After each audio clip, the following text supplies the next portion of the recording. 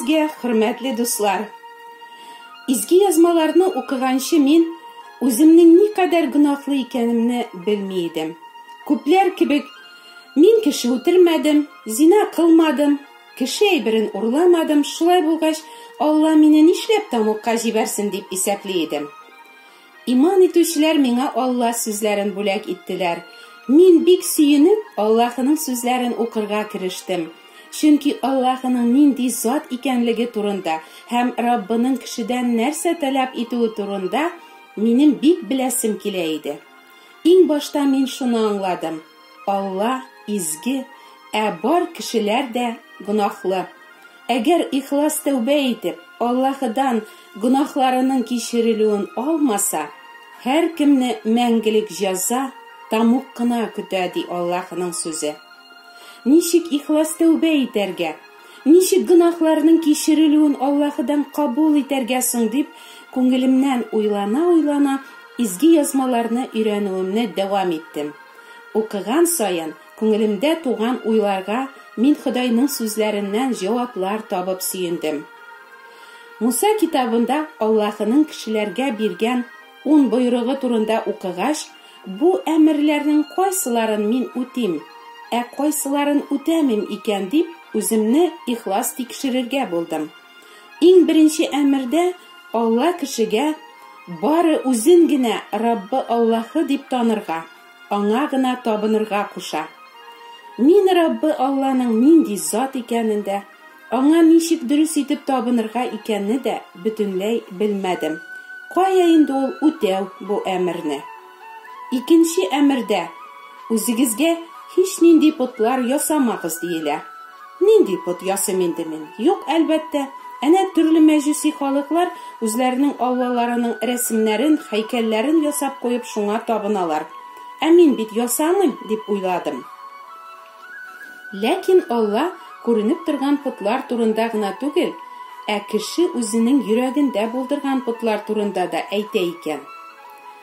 Раббы Алланың исемен кирәкмәскә әйтмәди 3нче әмер. Гаҗәпләнгән саен, зарланган саен, канагатьсезлегем чыккан саен, уф Алланы кабатлап кына тордым инде. Монысында да мин гаепле. Шимбә көнне ни өчен изге итәргә, ничек изге итәргә, булары турында да уйламадым. Ата-анаңны хөрмәт ит дигән әмерне әлбәттә еш ишеттем, ләкин һәр вакыт хөрмәт иттем дип әйтә алмыйм. Чөнки аңлап да, аңламый да әнкәйне кайгырткан, борчыган, тыңламаган, үз сүзләнгән, телләшкән чакларым җитәрлек булды. Әткәй минем гомергә эчте. Еш кына әнкәйгә кул, хәтта пычак күтәрә иде. Ул ишеп кытырган чакларында әнкәйне үтермәсә ярар иде дип кайгырып һәм әткәйгә нәфрәтләнеп яшәдем. Кеше үтермәдем диидем, ләкин бик күп кешеләрне үтергәнмен икән. Кулым белән түгел, нәфрәтләнүем белән. Чөнки Алла сүзе нәфрәтләнүнең дә кеше үтерүгә тиң булуы турында әйтә. Зина кылма ди Аллаһының әмере.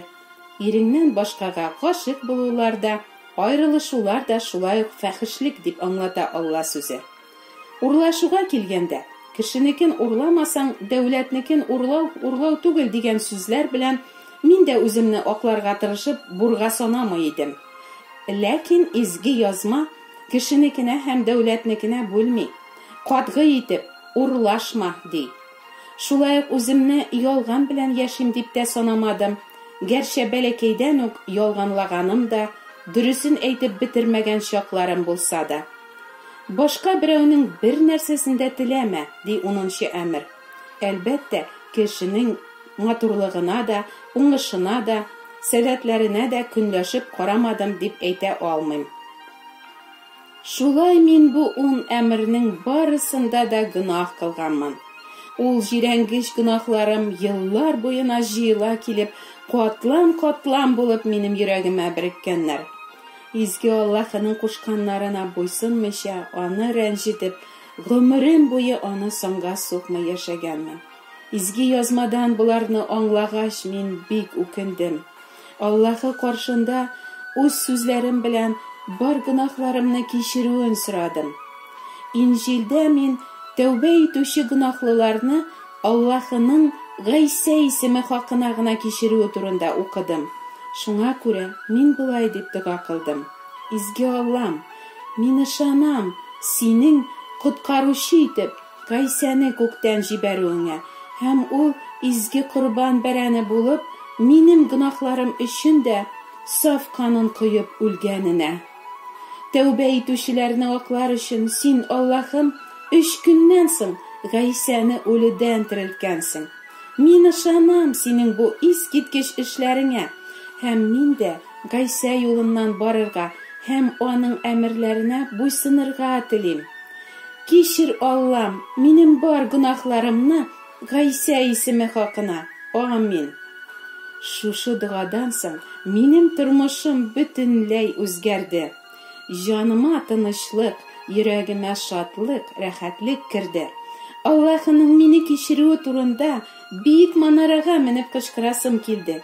Кешеләр, Гайсаны күрегез. Ул шундый искиткеч зат, бер кемдә юк аның кебек. Ул сезнең дә гөнаһларыгызны кичерергә тели. Тәүбә итегез дип. Әгәр мин 10 әмернең берсен генә һәм бер генә мәртәбә бозган булсам да, мин барыбер изге Аллаһы белән бергә булудан мәхрүм булыр идем. Чөнки Алла сүзе булай ди: канунны бөтен килеш тотучы аның бер генә талабын үтәмәсә дә, тулысынча канунны бозуда гаепле. Ә бит Адәм белән Хава оҗмах бакчасында бары бер генә мәртәбә Аллаһы кушканны тыңламаганнар. Шунда ук Аллаһы белән кеше арасындагы элемтә өзелгән. Раббы аларны гөнаһ кылган мизгелләрендә үк юкка чыгара алыр иде. Ләкин мәрхәмәт күрсәтеп, тәүбә итәргә вакыт биреп, аларны оҗмах бакчасына чыгарып җибәргән. Аллаһы хәзер дә җирдә яшәүче һәр кешегә тәүбә итәргә әмер бирә. Ишетәсезме, дусларым?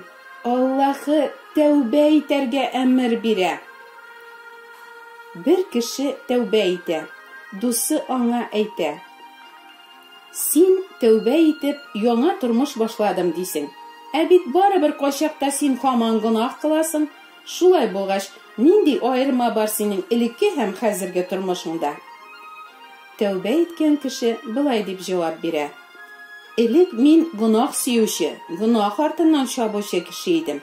Ә хәзер мин гөнаһны нәфрәт итәм һәм аңардан ераграк йөрергә тырышам. Әйе, тәүбә итеп, Аллаһыга ихлас борылган кешенең гөнаһка мөнәсәбәте тамырдан үзгәрә. Әгәр ул гөнаһ кылса, үзен пычракка егылган кеше кебек хис итә.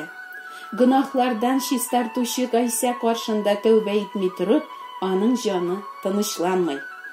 Кадерле дуслар, Ходай насыйп итсә, алдагы чыгышымда мин ничек тәүбә итеп атасы йортына кайткан бер егет турында үземнең фикерләрем белән бүлешергә теләр идем.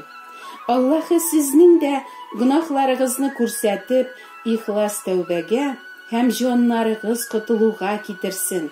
Амин.